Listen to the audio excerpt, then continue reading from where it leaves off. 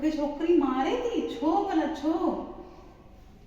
क्योंकि मां हुनजी दोस्त न पई ठहां ऐं हू ॿिए कोई कंट्री जी आहे। अच्छा वो ॿिए कंट्री जी आहे त इनमें दोस्ती सां कहिड़ो वास्तो मन? हू मूंखे वणंदी कोन आहे। न पुट ईअं न कबो आहे दोस्ती में कंट्री कास्ट न ॾिसबी आहे ईअं न कबो आहे न तूं मूंसां दोस्ती कर पाण सिंधी आहियूं न पुट पाण खे सभिनि सां प्रेम सां रहणो आहे पाण सिंधियूं सभिनि सां प्रेम सां रखंदा आहियूं कॾहिं बि भेदभाव न कंदा आहियूं तॾहिं त पाण सिंधी जो नालो आहे सम्झी पुट त हाणे तूं सुभाणे वञी छा कंदे? मां हुनखे सॉरी चवंदमि ऐं हुनजी दोस्त ठहंदमि।